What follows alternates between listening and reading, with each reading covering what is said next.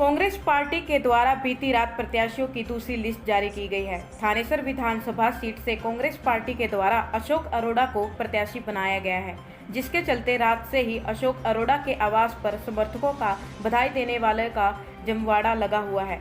अशोक अरोड़ा ने मीडिया से बात करते हुए भारतीय जनता पार्टी पर जमकर हमला बोला है। उन्होंने कहा है कि मैं पार्टी के वरिष्ठ नेताओं का आभार व्यक्त करता हूं, जिन्होंने मुझे यहां से प्रत्याशी बनाकर थानेसर विधानसभा की जनता के बीच में भेजा है।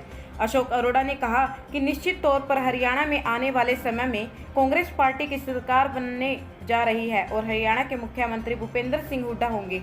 उन्होंने भारतीय जनता पार्टी पर भी जमकर तांजा कसा है। उन्होंने कहा कि आप लोग हिसाब लगा सकते हैं कि जब प्रदेश के मुख्यमंत्री ही सुरक्षित सीट की तलाश में लाडवा विधानसभा से चुनाव लड़ने के लिए आए हैं, ऐसे में पूरे प्रदेश में इनका क्या जनाधार होगा।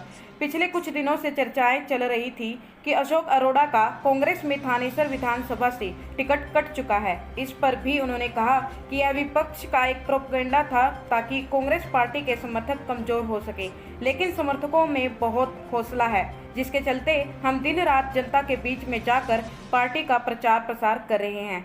उन्होंने कहा कि पिछले 10 सालों में थानेसर विधानसभा ही नहीं, पूरे हरियाणा में भारतीय जनता पार्टी को जनता ने नकार दिया है। उन्होंने प्रत्येक वर्ग पर लाठियां बरसाने का काम किया है। अब हम बदलाव करेंगे और आने वाले समय में निश्चित तौर पर हरियाणा में कांग्रेस पार्टी की सरकार बनने जा रही है।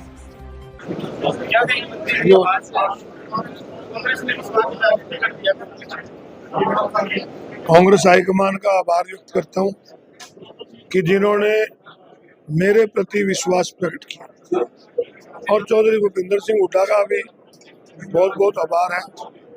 और मैं अपने कार्यकर्ता और थानेसर की जनता के भरोसे उन्हें आश्वस्त करता हूं कि न केवल थानेसर बल्कि कुरुक्षेत्र जिले की चारों सीटें कांग्रेस पार्टी जीत के हाईकमान की झोली में डालेंगे और हरियाणा प्रदेश में कांग्रेस की सरकार बनाएंगे।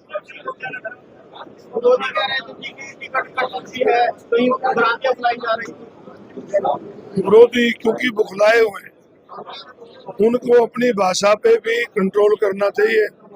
जिस प्रकार हमारे कार्यकर्ताओं को गुंडा बताते हैं ना, तो ये कहीं ना कहीं उनकी बुखलाहट है।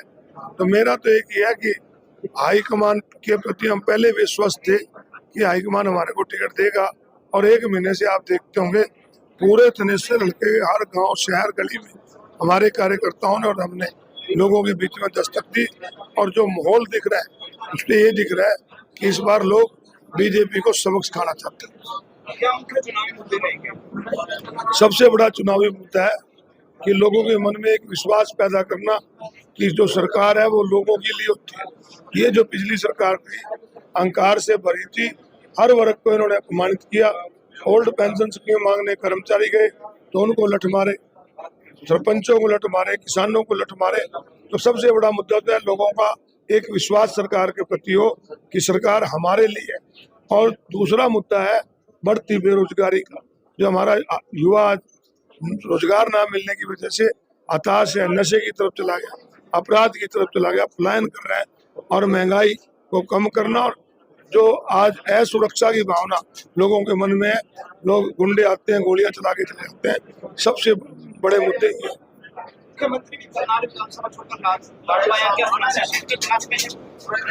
देखिए, बीजेपी ने चुनाव से पहले हार स्वीकार कर ली। 3-3.5 महीने पहले जहां से मुख्यमंत्री चुनाव जीतकर प्रदेश के मुख्यमंत्री बने थे, और अगला चेहरा भी बीजेपी का वही है, और उसके बावजूद वो सेफ सीट ढूंढ रहे हैं। तो इसका मतलब साफ है कि बीजेपी चुनाव हार